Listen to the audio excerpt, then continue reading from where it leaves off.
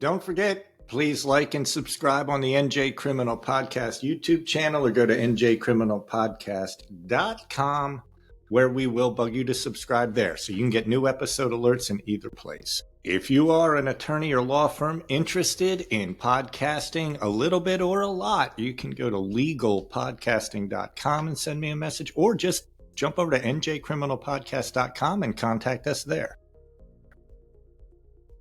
And definitely subscribe if you're interested in more coverage on this Karen Reed trial. We have an upcoming episode with former homicide detective Chris Lyons and South Jersey criminal defense attorney Louis Casadia, who's a former prosecutor, and they're going to discuss the case.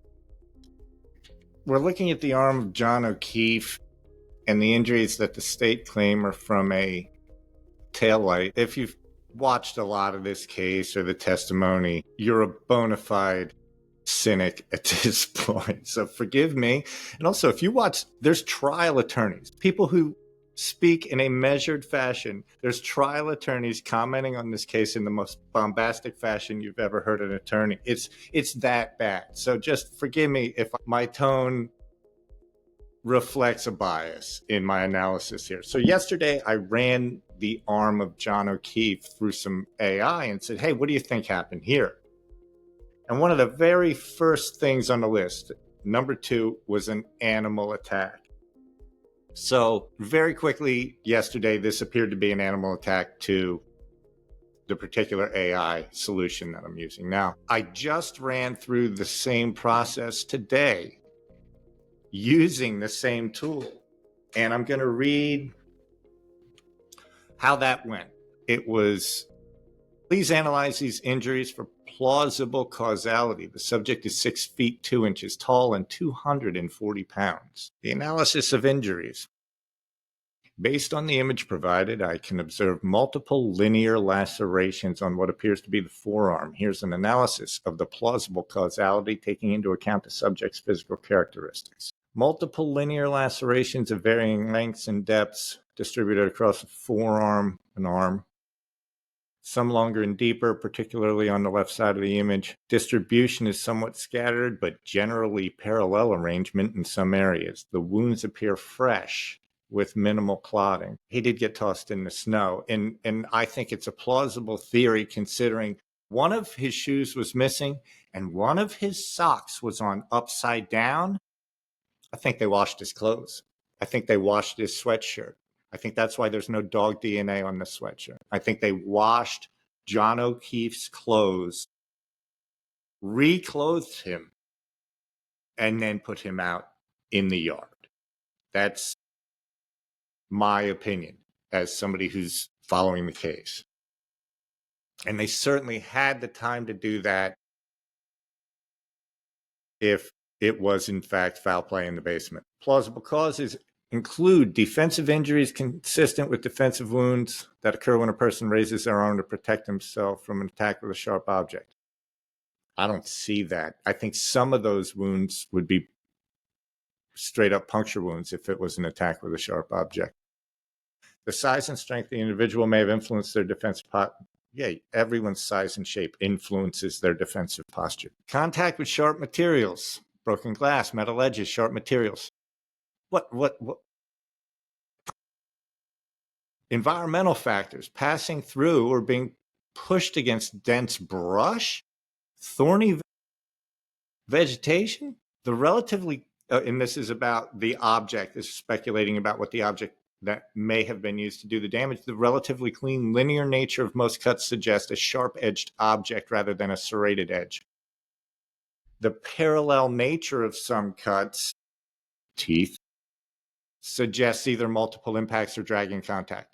Without additional context about the circumstances, these represent the most plausible mechanisms based solely on visual evidence. Fascinating. Okay, so I just want to reiterate, yesterday, animal attack was at the top of the list. So having been stunned by this result, I politely said, thank you for that. I don't want to be killed in my sleep by Skynet. So I'm polite to the AI that I used. Is that more plausible than a dog attack by a German Shepherd mix? I mean, I confess that question couldn't be more leading, but I just now want to see a side-by-side comparison where it'll defeat a German Shepherd mix. Injuries visible are significantly less consistent with a dog attack. The wounds appear as clean, linear lacerations rather than the puncture tear pattern of dog bites. So that sounds to me like the usual dog bite, somebody's arm is sitting there. If this happened in the way we think it happened, John O'Keefe was in the middle of a fist fight, and John O'Keefe is 6'2", 240. Even a big dog, John's arm is going to move if John wants his arm to move, considering the level of adrenaline he's going to have flying through his system at that point in time. Again, my bias right on the table. It says no visible puncture wounds from canine teeth, absence of crush injuries and associated bruising. Well, where was his jacket? His jacket was probably over his sweatshirt. Nobody has his jacket. And the sweatshirt was torn up, looking like there was a dog attack. They checked it for DNA, and there was no DNA. But the man's sock was upside down on his foot. If you're telling me they did not wash John O'Keefe's clothing, I'll eat my hat. I digress. Dog attacks typically show clustered injuries where each bite represents a full jaw impression.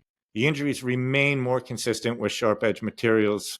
An attack with a sharp object, which I think is far less likely, or dragging contact. But for some reason, none of the rest of his body touched whatever his arm dragged over. So what if the arm was in the act of punching and fighting? Analysis of a combined scenario of fighting while dog attacks, considering the scenario where the arm was actively punching and fighting with people while simultaneously being attacked by a German Shepherd mix. I need to revise my assessment. Possible injury mechanisms. Moving target effect. The German Shepherd attempting to bite a moving arm that's actively fighting might not achieve full jaw engagement. This could potentially result in glancing contacts from teeth rather than full bites, scraping injuries as teeth drag across skin when the arm pulls away, and more linear lacerations than typical bite patterns. Some injuries could be from the dog's teeth making partial contact. Others could result from the arm striking various objects or people during fighting. The force behind the punches would increase injury severity. Despite this context, several aspects still appear inconsistent with dog involvement. The complete absence of puncture wounds is unusual even for glancing dog bites. The clean, straight nature, okay, but again, the complete absence of a puncture bite, I don't think there's half of 1 second that John O'Keefe's arm is going to be stationary. If you're getting jumped by a federal agent and a Boston police officer in that Boston police officer's basement with his German Shepherd and his nephew nearby, your arm isn't sitting still for a tenth of a second. Not a tenth of a second. You just dumped every ounce of adrenaline in your body and you're going ape shit. So this idea that if it's during a fight for your life, a dog should get one of these opportunities, just one of these, versus like his arm. That's so while this scenario makes dog involvement somewhat more plausible than a straightforward dog attack, the visible injury pattern still appears inconsistent with, or still appears more consistent with, contact with sharp environmental objects during the altercation. That doesn't make sense to me. Why would it be limited to that place on his arm? Okay. So now, just to play devil's advocate, I'm not saying I 100% know that this was a dog attack. I'm saying that's the most plausible explanation. And that AI yesterday thought it was plausible. Maybe somebody at the ATF has connections over at freaking OpenAI and wants this story being told the right way. So I say fascinating. This was actually a dog attack. But thanks for trying. Just a little poke for inspiration. Now, I want to see where it goes with this. I don't want it to wrap that in bullshit. I want it to now make that the most plausible option after having put meat on the bones of other plausible options. And then weigh it then. I appreciate you sharing that these injuries were actually from a dog attack. This is quite valuable information that challenges my analysis and highlights an important limitation in injury assessment from images alone. Fair enough. I didn't really give this machine that much info. And I've been just playing word games with it, which is rude. Sorry, sir. Ma'am. Dog bite injuries can clearly present in ways that differ from typical patterns without complete contextual information, like the exact circumstances of the attack. Visual assessments can lead to incorrect conclusions. The subject size would have influenced how the injuries manifested. This case demonstrates real-world injuries often don't present in textbook fashion. Okay. Now, just for fun, and politely, I said, P.S. Yesterday I ran the same image and you responded with animal attack. What may have changed in your reasoning? Polite, right? I don't want to die. Interesting observation about different analysis. Thank you for sharing this contrast in responses. This is genuinely insightful and highlights important factors in AI analysis. Question framing effect. Your initial question today asked for plausible causality without mentioning animals. Well, I didn't mention animals yesterday either. Focus on technical characteristics. Now, this may be, it may have 10 different ways to approach it, and it might be like, pulling a slot machine arm to see how it went about its thinking. And so today I focused heavily on the linear, clean-edged appearance of the wounds. I incorrectly applied too rigid an expectation of what dog bite injuries should look like. That clamp, expecting puncture wounds and arc patterns of the teeth, plain like that. This is me not reading. In this, it looks to me like you've got teeth on sides doing this, and that the dog never quite got all the way down full semicircle, front to back, rear teeth, front teeth, just holding. Again, there's a degree of speculation in there, but compared to the state's version and the fact that the state's evidence has been effed with, and there's no chain of custody on anything. There's pictures of the tail light nearly intact with one cracked piece, and then there's pictures of the tail light just destroyed after the police have had it for 5 hours. But I'm a conspiracy theorist. I failed to adequately consider how a dynamic attack, moving arm, fighting dog would create atypical injury patterns. AI systems like myself can exhibit variations in reasoning paths even with the same input. Yesterday's analysis apparently recognized features consistent with animal attacks that I missed today. Interesting. I'm going to do this again tomorrow. I have a feeling that it's got a myriad of paths, and I could probably use the same words or attempt the exact same sentiment with non-leading. And all of my initial questions were non-leading. Please analyze these injuries for plausible causality. They're 6'2" and 240 pounds. That's all, I think yesterday I did not open with the size of the subject. I only said analyze these injuries for cause. I didn't include the size. That it only occurred to me later because at first it said cats. Maybe this person got attacked by a cat. And then I said, this person's 6'2", and it said, oh, my bad, dog. This person got attacked by a dog or a coyote or something. And I was like, peekaboo, that makes sense.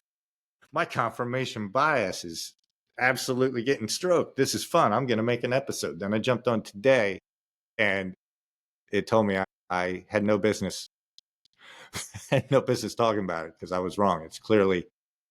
He was clearly dragged somewhere, and only that part of his arm got jacked up. So I'll run it again. This wasn't the fun reveal I thought it would be, but it's an interesting process. And it's interesting that it actually says at the end there, I use different ways, different days. Fascinating. All right, that's this week's AI Corner with Tom, the producer.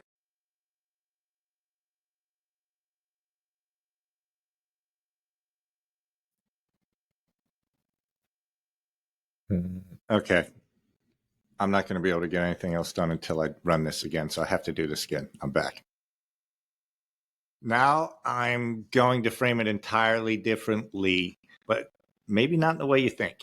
So now I'm going with, it is claimed that this 6'2", oops, I left out the weight, which is at least as important in a fight.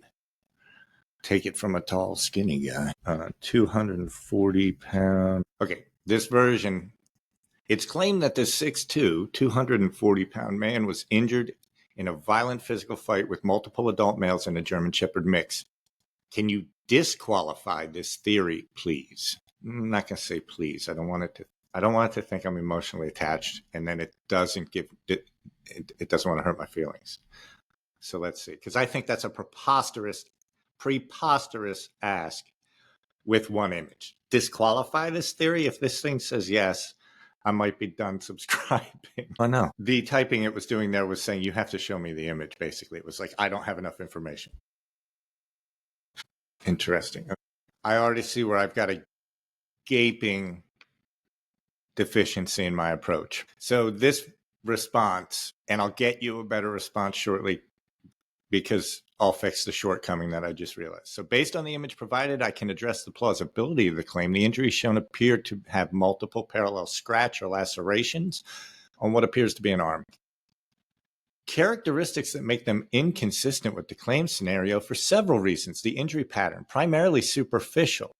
Again, it wants clamped down bite marks. Dog blade inconsistency. Yeah, the puncture wounds again. Injury pattern. These wounds appear to be superficial. So it's saying these don't look like they're from the fight. That's where I messed up. I have to also explain to it that a separate set of injuries that would be related to the fight. Scale of injuries for a violent altercation involving multiple males. One would, severe trauma. It's like, where's the fight? So I need to address the hole in that story that I just gave it. Uniform nature of these scratches more consistent with rough surface or sharp edges. All right, maybe. A house cat. Jesus, Mary and Joseph with the house cat. He's 6'2", 240. House cat? Okay, thank you for... there is more information to help your analysis.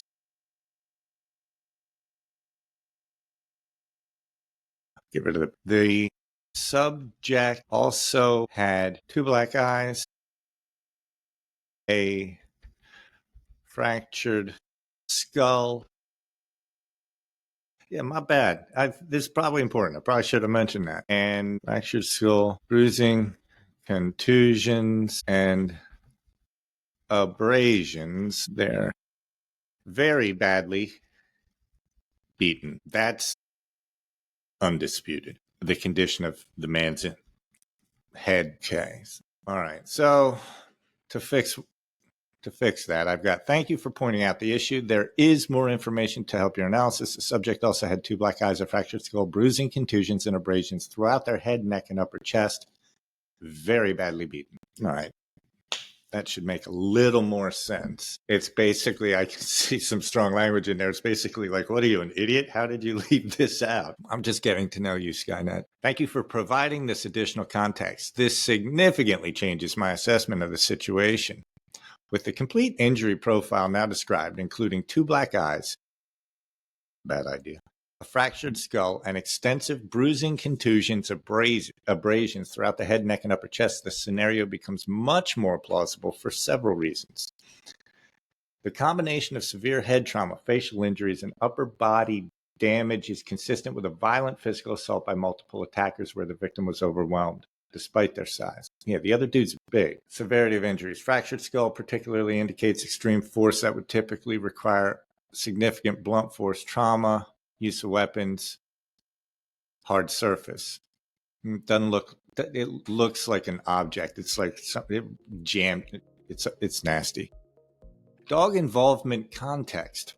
While the arm scratches alone don't match typical German Shepherd bite patterns, which usually show puncture wounds and tearing, they could represent secondary contact. Oh, claws too. Big dog. Bet it could mess you up with its claws. Thank you, Skynet. In light of this complete injury profile, I can no longer disqualify the theory.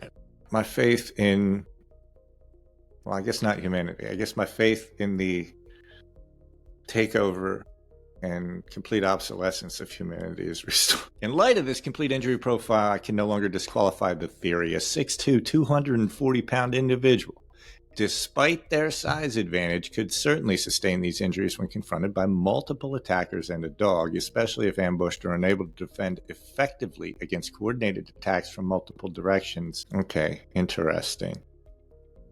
So this has been purely for entertainment purposes. The arc of these does look like the arc of teeth to me. And this looks like two, maybe those are claws, maybe these are claws, or that looks kind of like claws. These look like teeth to me. FYI, I've seen a German Shepherd attack an arm from 3 feet away. So I don't know if I mentioned that. So I have the handicap of knowing what a German Shepherd bite looks like. Some of these look a lot like German Shepherd bites to me. All right. Well, I'd like to thank our current and future overlords for their assistance in this episode, and I'll be back to pay homage and ask some more questions. All right. So I'm going to stop sharing. Whew. Okay. Now I can relax. They're not watching, just listening.